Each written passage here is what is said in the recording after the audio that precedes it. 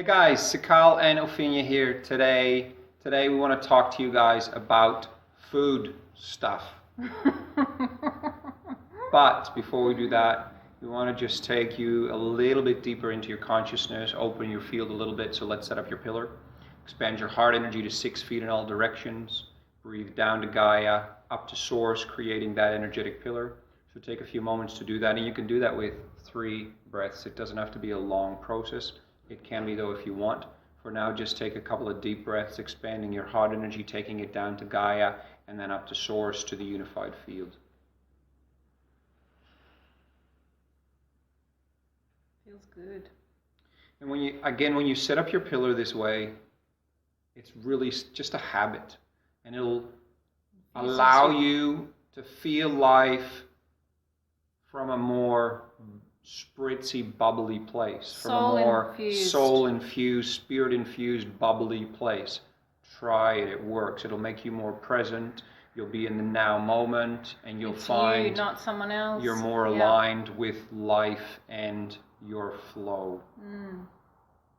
So it's rather than having this conversation with you from a place of personality, of mind, of lower mind, with the concerns that we all have on earth with what don't we eat, what do we drink, what don't we drink, coming from a place of that soul-infused personality where we work together with our personality, we work together with our lower mind, we bring through the information from Source, from our spirit, from our divine presence, and infuse it with our personality, remind our personality that they're safe, remind our personality, it's okay to relax into this.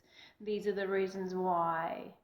Whatever your personality may need due to different circumstances in your past, to parent them, remind them, it's all good, you're going to be safe, And so today with the food, it's the same thing. Having a soul-infused journey with food, we've certainly experienced a lot of phases with food. I've been obsessed about health food, that type of thing, since I was around 15. I've been in the health industry from 18 onwards, and it's really been a huge journey of deprogramming myself from what, society has said, the dairy industry, you've got to have a glass of milk a day, etc. There's so many programs like that in the field. And then so deprogramming from that, and then programming myself in the health industry with it has to be this, you've got to have this, and then there's a whole new wave that comes through that this is the way that we need to, support our bodies. These are the supplements that we need. There's constant things flowing through, and it's really about, as you said, following from a soul-infused place, what's right for you. And there's a lot of controversy in the field in relation to eating meat. Vegetarianism, veganism, breatharianism, it's really, where are we as spiritual beings on earth? Where are we? What is the most integrous way to be? What is right and wrong, and is there a right and wrong? And so how do we determine that? So how do we determine our flow? It's not our idea today to make this a comprehensive overview of what you should or shouldn't do. What we want to share is some of the things we've come across and how it has been for us. Perhaps some of that will be relevant for you. Because is there one answer? I'm not quite sure. Is there a directionality? We feel there is. So, one of the things that's been important and relevant to us is, well, how do you treat these things like dairy and meat and, the basic things that are up in the air? Well, it's been quite a journey for us, and we've found that flow is actually matched up with our growing of our consciousness. So as we grew our consciousness, it was a bit clear to us where we stood with food, but it's been a lot of experimentation in adapting this, going into different, ways of eating. For instance, a few years back, we started the Paleo lifestyle, where you get rid of your very basically your carbs, and then you eat mainly meats and your fruits and veggies proteins. And since close to a year, early 2017, we actually naturally moved straight into a vegan lifestyle. And so we're not sitting here saying, the only best way is the vegan lifestyle. We have come to understand, though, much deeper than we already knew, but it's kind of like it's anchored deeper within us, is the consciousness connected to animals, and that animals have their own free will on their journey. They're not less than us, they're the same than us. And so that's hard to understand at times. And so who knows what the right answer for each and every one of you is. However, we found that there's no turning back now, no matter how much we used to, for instance, like the taste of certain foods. Like, and a clear example that a lot of people talk about is bacon, how delicious bacon is. But when you have the consciousness there that it is and was a living animal, for us, there's no going back. But it doesn't mean we haven't been meat eaters for most of our life. So, what's right and wrong there? We knew dairy wasn't very particularly in agreement with us. However, a lot of people love their cheese. And so where do you find your balance with it? For us at the moment, our family is on a vegan diet. One of the things we have been noticing over this last year is within that vegan journey that we've gotten to eat more raw foods as well, raw vegan food. And within that also eating less in general. It's like our bodies are a little bit more being fueled by energy, which then takes you to the next step, and a step in between eating only fruit. And then there's people who are breatharians, and they live off pretty much the energy of the universe. So, is that a place where we're going? We don't really know, but we know that we have been following where our consciousness is guiding us. So that's important for us at this stage, and so that's what we want to share as well. Yeah, it's been, our journey may be very different to other people's journey, because I know that there's a lot of people have been, it's actually a small percentage of people have been vegans for many years, or vegetarian, that type of thing. We were both vegetarian years ago, but the whole paleo thing comes in, and the programming of the protein that we need when we educated ourselves further on when we felt the urges to become vegan, and it really showed us what this human vessel actually needs, and it's not the animal meat. In the investigations we've had scientifically, we don't have the instruments, the teeth, the acid in our body, all of that type of thing to actually process meat properly, and it creates a lot of blockages in our system. So we've sort of just naturally, our eldest was wanting to be vegetarian for quite some time, and I just naturally merged in with her last year, and then very quickly our Sikaal and the smaller kids just started to merge in with us and started to get jealous of our tofu and different things that we were eating. And so it was just this beautiful natural flow through to that. And in the education process of finding out about the supporting ourselves of why to go vegan and that type of thing, we looked into all the different ways that animals are treated, and even the ethical meat that we would use, and we would bless the animals that would give their life for us to take in that energy, all of that type of thing. Yeah. We really discovered a lot of information on that relationship of free will of the animal, and in our experience, their free will isn't being considered, and so it doesn't feel right. So there's many aspects to that. So at this point in time, we're really feeling so happy with it. We don't miss any of the other things. We've really followed our guidance when we were ready to do it, and I think that's been a really good process for us. And I, to be honest, because I'm the main cook of the house, I was really concerned about how am I going to do baking, what about cheese, this, that and the other, and it's quite extraordinary, using flax seeds, ground flax seeds is just as good. The kids love pikelets, and they're slowly going out too, because we're finding these foods getting heavier, but they're beautiful. So I guess what I'm saying is, if there is a little inkling, a little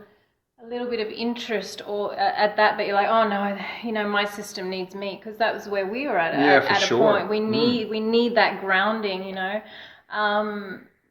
It's really, your body can be very fulfilled with it, and there are amazing alternatives, and we've just found the more simple that we get, the better it gets. And we're just slowly getting more and more simple, and it doesn't feel like we're sacrificing anything. It doesn't feel like we're dieting. It doesn't feel like we have to work really hard. You know, in the beginning there was that phase, and Sikaal as well, he's like, oh, I don't want to, you know, lose muscle mass too much or anything like that, or you know, but it really does support you, and it's getting over the programs for men with muscle programs as well, that, you know, that men need to be very bulky. When you look at the range of natural bodies in the male form, it is more slender, it's strong and slender, and so to really come into embracing that as well, and for just general nutrition, it's quite extraordinary how supported we are. It's interesting, you do go through, I found especially to go through layers of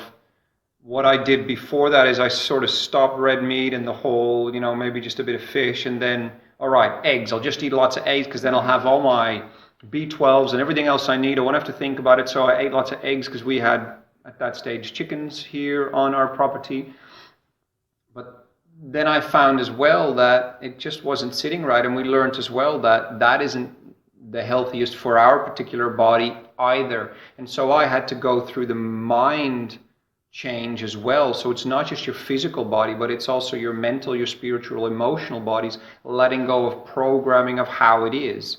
And for me, I needed to particularly do a lot of research on, well, what can we get deficiencies? What do we need? And so one of the channels, and I think it's awesome to name what helped us on our journey, is a fellow called Mike the Vegan, M-I-C the Vegan. You can find him on YouTube. He does a lot of scientific connections, which my mind needed to feel safe, so that we have everything we need, so that our children who are young and growing, their bodies have everything they need, and the understanding that protein doesn't just come from what we've been believed it comes from.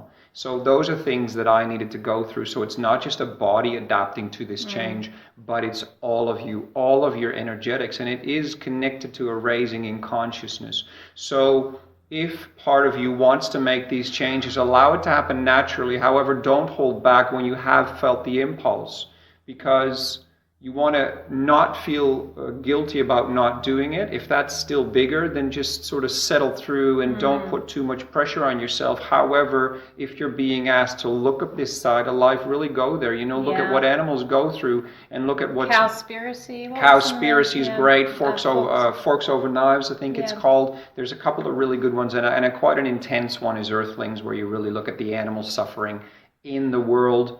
Feel what you're ready for, but don't hide from it either, you know, because that is the reality of eating meat and dairy and eggs. And so again, we're not sitting here saying that's all really bad, because we've done it as well, but we do see that as you grow in consciousness, the more logical choice seems to be to move in that direction, whether it's in steps, whether you go into vegetarian first or vegan, or whether you try paleo first, whatever it is. Just simply don't let it become an excuse because you simply want to ignore what's going on. So allow all of it to be there with you, and then allow yourself the most graceful journey there. Step by step. And it's simply like this journey of ascension. You're not going to move through your energetic growth, which you're so pulsed to moving into happier timelines, happier versions of your life, if you don't deal with your old emotions, if you don't deal with your old ways of thinking. And it's the same with the food journey. If you ignore what you know is out there and you just simply hide it away, it's going to come back at you to face it and to look at it and to really find your way with it. One thing for all the men tuning into this as well is there are so many ways of getting your proteins and still, having your muscle mass and all those type of things. So you don't need to be afraid of it. But we respect each and every one of your processes as well, because you're going to go through your own unique journey, and there is no timeline. You don't have to do this within a month.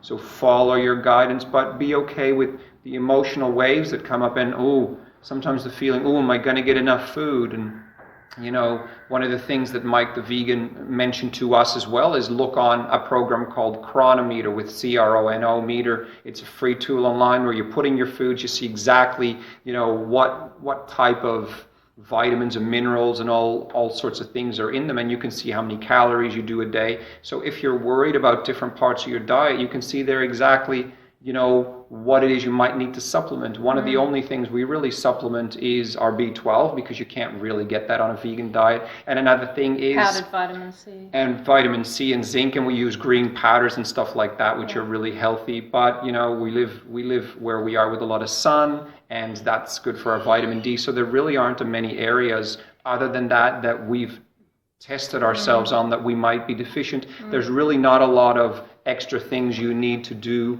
moving on this particular type of diet. And the more we're on this path, the more we stretch out to and feel into and look into. There was an interest in the Breatharianism, and I scared Sikaal a little bit in the beginning. He's like, whoa!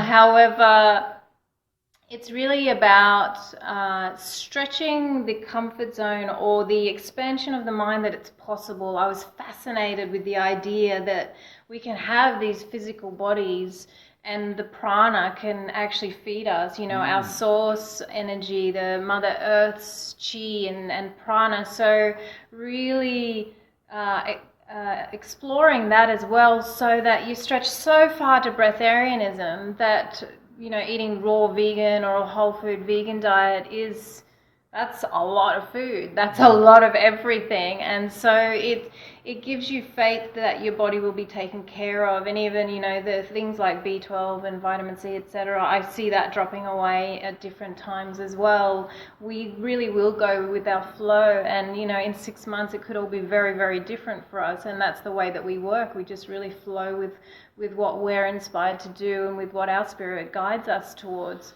But I mean, one thing we can pretty much feel deep inside of us is that from crossing that boundary over to not eating meat, we'll never go back. We can pretty much guarantee there's not going to be a way back. And sometimes people bring up things like, and we love that type of thing as well, like survival type videos and things like that. Well, what if you are in a survival situation? Well, most of us are never in survival situations, but if you are, there's a new set of rules that you can follow then. An interesting thing as well to mention, to add on to what we've already shared, is within that journey of change, some things stick. Like we've had things that were harder to let go of. For instance, one of them for us is, which we liked at the end of the day, you settle into, watch a movie or whatever you like to do, and we ate some potato chips, and those are the things that stuck longer with us. So allow yourself your process, but the main thing is to not kid yourself, and to not be blind to the things and the changes that are really there for you to make. The little tickles. Try not to hide away into them. However, make your journey as graceful as you can while powering forward, because you can get to that place, but there is no rush. You guys know yourself well enough. We know the crowd tuning into this particular message knows themselves pretty well and has moved through a lot. Well, this is part of that as well, because it's feeding your physical body. And in the end, food is energy as well. So take that into account as well with what is possible on the other side of that spectrum. And that's why we really enjoyed watching Mike the Vegan as well, because it really supported the mind, our minds that have been programmed so much in relation to what does meat actually do in your body, the heart disease, like energetically, what does that mean? There's blockages in your heart chakra, the different things that happen to the brain, to the different other organs as well. There's so many blockages and inflammation. And when your physical body's inflamed, your etheric body's inflamed, there's not flow. And so, for us, maybe we became vegan later than we could have. However, that was our journey, and maybe you've been vegan in the past and you still are, but there's a new wave for you to think about. Is there something else that needs a little shift? So it's really just for us to have a little discussion about it and to expand from, do we really need meat, the programming in society around it, and can the body live without food and water?